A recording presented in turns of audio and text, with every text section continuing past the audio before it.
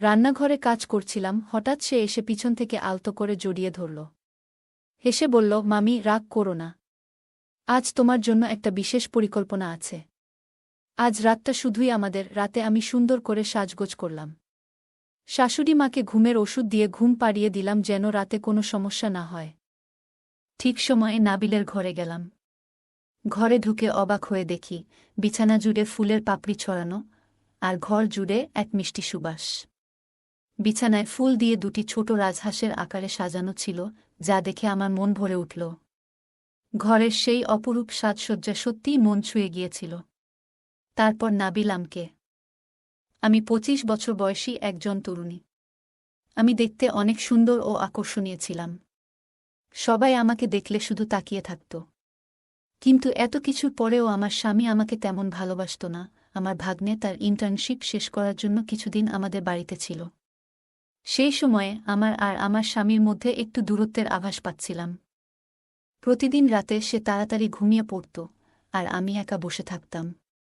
এক রাতে আমার ভাগ্নে আমাকে একা দেখতে পেয়ে নিজের ঘরে নিয়ে গেল। সে বলল, মামি, প্রতিদিন আপনাকে এভাবে একা দেখতে ভালো লাগে না। আমি চেষ্টা করব যাতে মামার অনুপস্থিতি আপনি অনুভব না করেন। বন্ধুরা, আজকের গল্পটি অনেক বেশি স্পেশাল, তাই কেউ মিস করো না। আর দয়া করে ভিডিওতে একটি লাইক করে দেও। বিয়ের পর আমার স্বামী তার কাজের মধ্যে এতটাই ব্যস্ত হয়ে পড়েছিল যে আমার প্রতি তার মনোযোগ অনেকটাই কমে গিয়েছিল। বাড়িতে আমার শাশুড়িও ছিলেন, যার যত্ন নেওয়ার জন্য আমাকে সারাদিন ব্যস্ত থাকতে হতো। আমাকে ওদের সেবা করতে হতো। ওদের সেবা করতে আমার অসুবিধা হতো না, কিন্তু আমার স্বামী আর আমার মধ্যে দূরত্ব বাড়তে থাকায় আমি মেজাজ হারাতে শুরু করি। শনিবার রাতটা আমার জন্য খুব আনন্দের ছিল, কারণ পরের দিন রবিবার, যেদিন আমার স্বামী আমার সাথে থাকত। আর তার অফিসও অফ থাকত। রাতে শোয়ার আগে আমি আমার স্বামী তানবীরকে বললাম, কাল তুমি বাইরে যাবে না, কারণ পুরো দিনটা আমার সাথে থাকবে। আমাদের মাঝে কেউ আসবে না। তখন তানভীর বলল, অনিকা, তোমাকে একটা কথা বলতে ভুলে গেছি। আমার মামাতো বোনের ছেলে নাবিল কাল থেকে কিছু মাসের জন্য আমাদের বাড়িতে থাকতে আসবে। তার ইন্টার্নশিপ আছে, তাই আমাদের সাথেই থাকবে।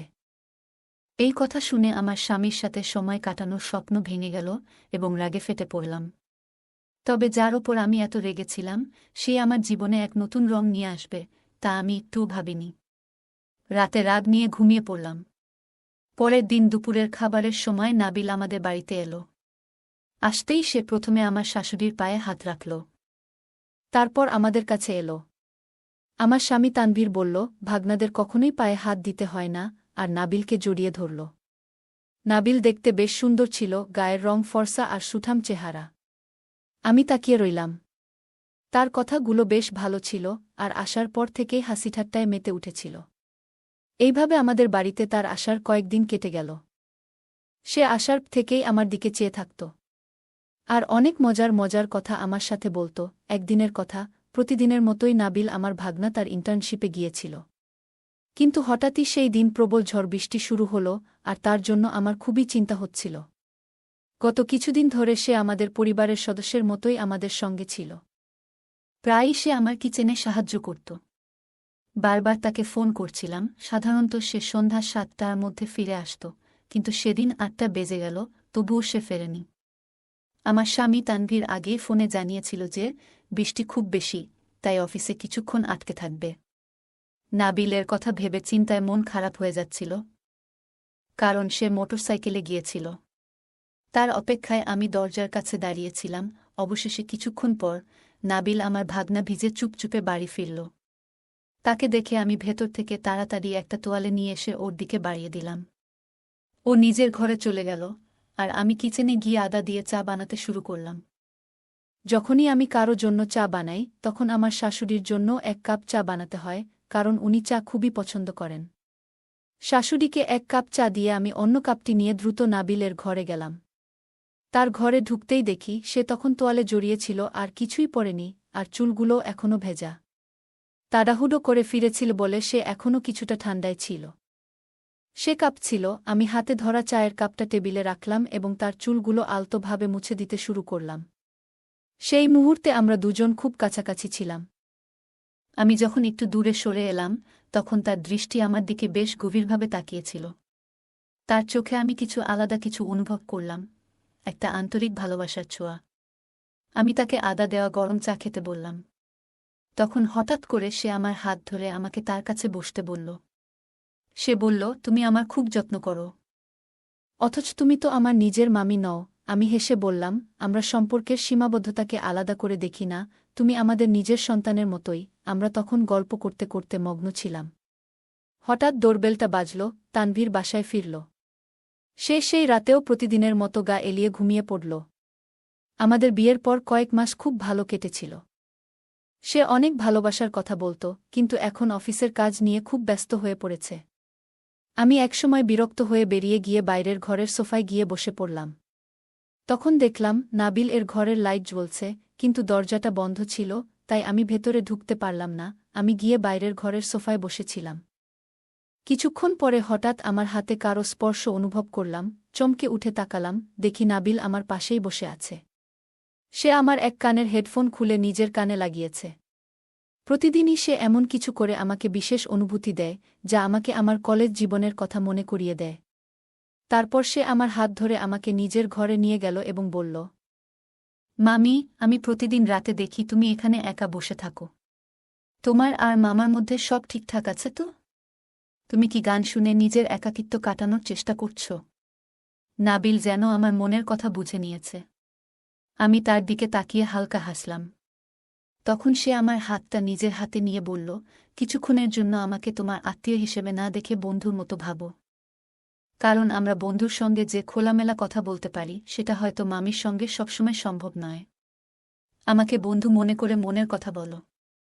নাবিলের কথায় আমি অনেকটা ভরসা পেলাম, এবং আমি তাকে আমার সব মন খারাপের কথাগুলো খুলে বললাম। আমি বললাম, নাবিল, তুমি যা বললে সব একদম ঠিক। তুমি এত অল্প সময়ে আমার মনের সব কিছু বুঝে নিয়েছ। কিন্তু আমার স্বামী যেন এখন আমাকে ভুলেই গেছে। মনে হয় সে আর আমাকে ভালোবাসে না। তাই হয়তো আমাকে সময় দেয় না। আমাদের মাঝে বেশ কিছু দূরত্ব তৈরি হয়েছে। একজন স্ত্রী শুধু ঘরের কাজের জন্য নয়, তারও স্বামীর কাছ থেকে ভালোবাসার প্রত্যাশা থাকে, যেটা তানভীর যেন ভুলেই গেছে। তখন নাবিল বলল, মামি, এত বেশি চিন্তা করো না। মামা নিশ্চয়ই একসময় তোমার ভালোবাসার গুরুত্ব বুঝবে। কিন্তু ততদিন আমি তোমার পাশে আছি। তোমাকে একা অনুভব করতে দেব না। আজ থেকে আমরা বন্ধু। আমি তার বন্ধুত্বের প্রস্তাব আন্তরিকভাবে গ্রহণ করলাম।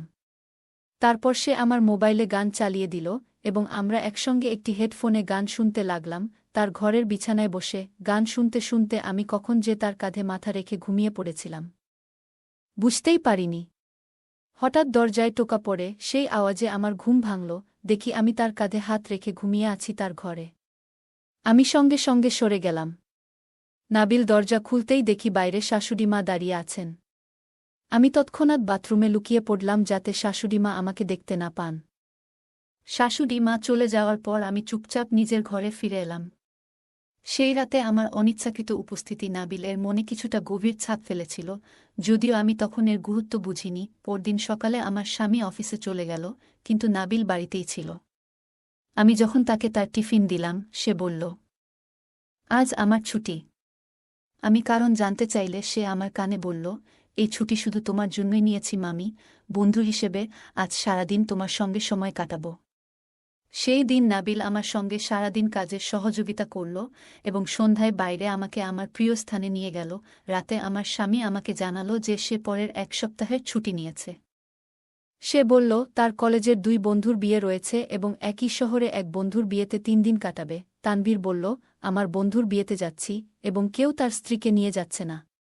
তাই তোমাকেও নিয়ে যেতে পারব না। তানভীরের এই কথায় আমার মন খারাপ হয়ে গেল। কারণ তার সাথে কিছুটা সময় কাটানোর সুযোগ ছিল। কিন্তু মনে হলো সে আমার অনুভূতির দিকে বিশেষ নজর দেয় না। বিয়ে হয়ে গেলেও যেন সে অবিবাহিতদের মতো জীবন কাটাতে চায়। পরের দিন তার বন্ধুরা তাকে নিতে এলো, এবং পরবর্তী 8 দিনের জন্য আমার স্বামী বাড়ি থাকবে না। যাওয়ার আগে সে নাবিলকে বলল, তোমার মামি আর দিদার ভালোভাবে যত্ন নিও। নাবিল সম্মতি দিলেও তার চোখের দৃষ্টি দেখে মনে হল যেন আমার স্বামী আমার বাড়ির চাবি তুলে দিয়ে যাচ্ছিল এমন একজনকে যাকে সে পুরোপুরি বিশ্বাস করে না। তানভীরের অনুপস্থিতিতে নাবিল আমার প্রতি যে অনুভূতি, তা আস্তে আস্তে প্রকাশিত হতে শুরু করেছিল, যদিও আমি তা বুঝতে পারিনি। আমার স্বামী চলে যাওয়ার পর আমি বিশ্রাম নেওয়ার জন্য নিজের ঘরে চলে গেলাম। কিছুক্ষণ পর আমি চাদর গায়ে মুড়িয়ে শুয়েছিলাম, তখনই নাবিল আমার ঘরে এলো। সে এসে দরজা বন্ধ করল এবং আমার পাশে বসে বলল, অনিকা মামি, ঘুমিয়ে পড়েছ নাকি? তোমার জন্য একটা বিশেষ চমক আছে। এই বলে সে মৃদু হেসে আমাকে জানালো যে সঠিক সময়ে সে তার ছুটি নিয়েছে, যেন আমার সঙ্গেই কিছুটা আনন্দের সাথে সময় কাটাতে পারে। নাবিল বলল, আমি তোমার জন্য বিশেষ কিছু পরিকল্পনা করেছি, তাড়াতাড়ি তৈরি হয়ে নাও, আমাদের বাইরে যেতে হবে। আমি বারবার জিজ্ঞেস করছিলাম আমরা কোথায় যাচ্ছি, কিন্তু সে কিছুতেই বলছিল না। শুধু বলল, দিদাকে বলে দাও যে তুমি বন্ধুদের সাথে একটি অনুষ্ঠানে যাচ্ছ, সন্ধ্যার আগেই ফিরে আসবে। বাইরে বৃষ্টি পড়ছিল, তাই সে আমাকে তার সাথে নিয়ে যেতে চাইল। শাশুড়িমা আমাকে যেতে অনুমতি দিলেন, কিন্তু আমিও জানতাম না ঠিক কোনো অনুষ্ঠানে যাচ্ছি। আমি অনেক সুন্দর করে একটু সেজেছিলাম। আমার সাজ দেখে নাবিল অবাক হয়ে তাকিয়ে থাকল আর বলল, মামি, আজকে তো আপনাকে অনেক সুন্দর আর আকর্ষণীয় লাগছে। নাবিল আমাকে তার বাইকে নিয়ে বেরিয়ে পড়ল। পথের মাঝে একটি শহরের সাইনবোর্ড দেখে আমি বললাম, তুমি কি আমাকে এই শহরে নিয়ে যাচ্ছ? কথাটা শোনা মাত্রই সে বাইক থামিয়ে সাইডে নিয়ে ব্রেক চাপল। আর আমি তার উপর পড়ে গেলাম। পড়ে যাওয়ার ভয়ে আমি শক্ত করে তাকে ধরলাম। বাইকে আমি তার অনেক কাছাকাছি বসেছিলাম। বাইক থামানোর পর নাবিল হেসে বলল, মামি, তুমি বেশ চালাক, ঠিকই ধরেছ। আজ তোমাকে শহরে নিয়ে যাচ্ছি একদিনের জন্য। ঘরে বসে থাকতে থাকতে তোমার মনটা ভার হয়ে গেছে, তাই কিছুটা তাজা হাওয়া দরকার। তাই তোমাকে এখানে নিয়ে এসেছি। কয়েক ঘন্টার মধ্যেই আমরা শহরে পৌঁছালাম। সেখানে আমি অনেক আনন্দ করলাম। আমরা বিভিন্ন জায়গায় একসাথে ঘুরলাম। কিছু মুহূর্ত এমন এলো যখন অজান্তেই আমরা আরও কাছে চলে এলাম। আমি অজান্তেই নাবিল এর হাত ধরে ফেলেছিলাম। হয়তো অনেকেই আমাদের দেখে ভুল করে কাপড় মনে করছিল। নাবিল কখনো আমার কোমরে হাত রেখে, কখনো কাঁধে হাত রেখে আমাদের কিছু ছবি তুলল। সন্ধ্যা ৮টার আগেই আমরা বাড়ি ফিরে এলাম। বাইরে যতক্ষণ সময় কাটিয়েছিলাম আমি আমার ভাগনা নাবিল এর হাত ধরেই ছিলাম। আমার জীবনের আজ একটি বিশেষ দিন ছিল এটি। বাইরে বেরিয়ে আমার মনে হলো ঘরের বাইরে একটি নতুন পৃথিবী আছে, যা এতদিন দেখা হয়নি। সেই রাতেই আমাদের কলেজ গ্রুপে হঠাৎ আমার এক বন্ধুর বিয়ের নিমন্ত্রণ এলো। বিয়েটা পরের দিনই ছিল, এবং আমি কিভাবে শাশুড়িমাকে বলবো তা ভেবে চিন্তায় পড়ে গেলাম। ঠিক তখনই নাবিল আমার ঘরে এলো এবং সাহস দিয়ে বলল, যা সত্যি সেটাই বলো। আমি সাহস করে শাশুড়িমাকে সত্যিটা জানালাম, এবং তিনি কোনো সন্দেহ না করেই অনুমতি দিলেন। পরের দিন যখন আমি বিয়েতে যাওয়ার জন্য প্রস্তুত হচ্ছিলাম, তখন নাবিল বারবার এসে আমাকে সাহায্য করতে লাগল।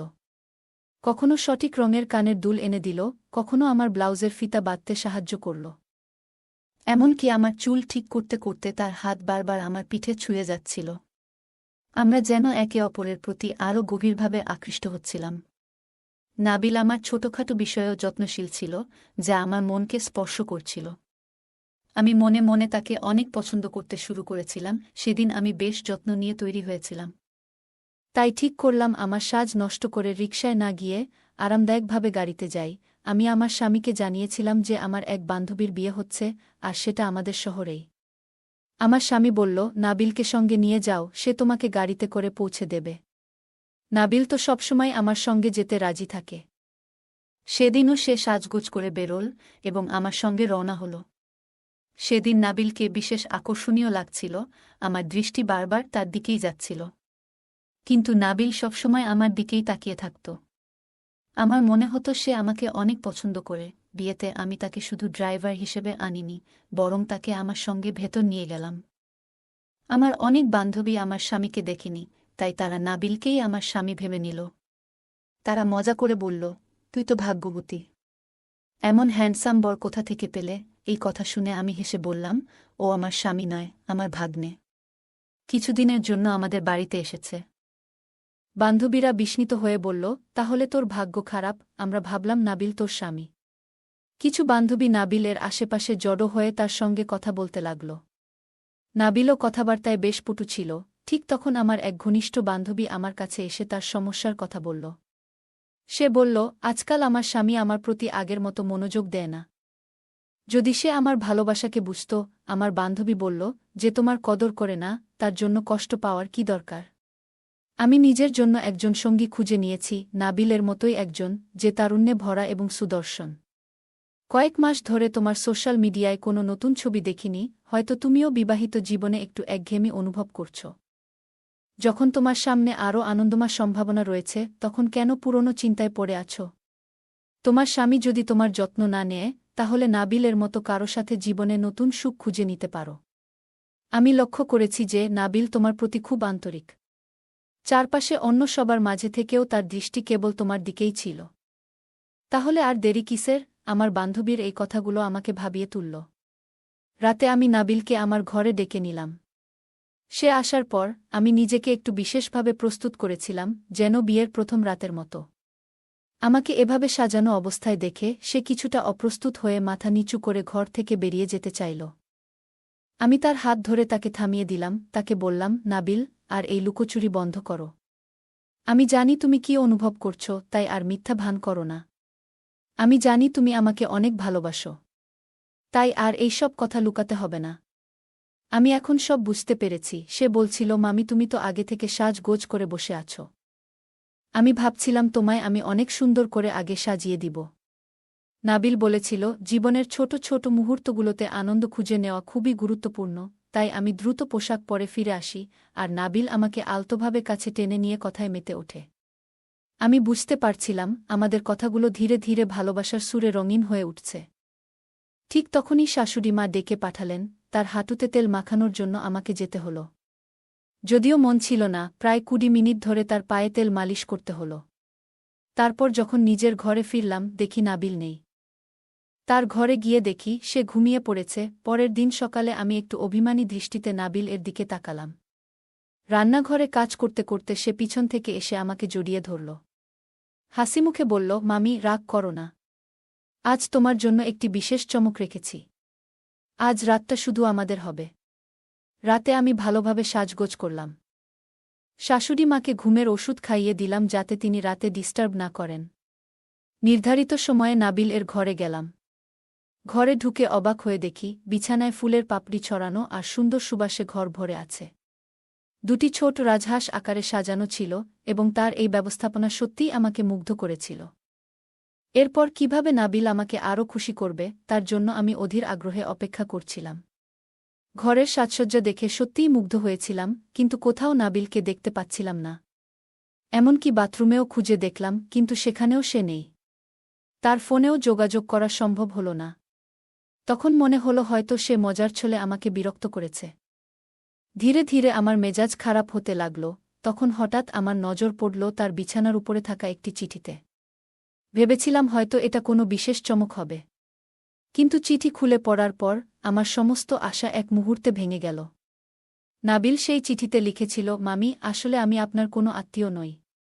আমার মামামামি অন্য একটি শহরের থাকেন। এই শহরে দুটি এলাকার নাম প্রায়ই এক, এবং আমি ভুলবশত আপনার বাড়িতে চলে এসেছিলাম। কাকতালীয়ভাবে আপনার আসল ভাগ্নেও সেই সময় আসার কথা ছিল। আমি আসার পর আপনি আমাকে নাবিল বলে ডাকতে শুরু করলেন, আর আমার মামামামিও আদর করে আমাকে এই নামেই ডাকতেন। আমার মামামামির চেহারা কখনো দেখিনি, তাই আপনাকেই আমার নিজের মনে করেছিলাম। কিছুদিন পর আমার মায়ের মেসেজ পেলাম, যেখানে তিনি জানালেন আমার আসল মামামামি কয়েকদিনের জন্য গ্রামে গেছেন। মা আমাকে মামার ছবি পাঠানোর পর আমি বুঝতে পারলাম যে আপনি আমার আত্মীয় নন। তবে মামি, আপনি সবসময় আমার জন্য অনেক যত্ন নিয়েছেন।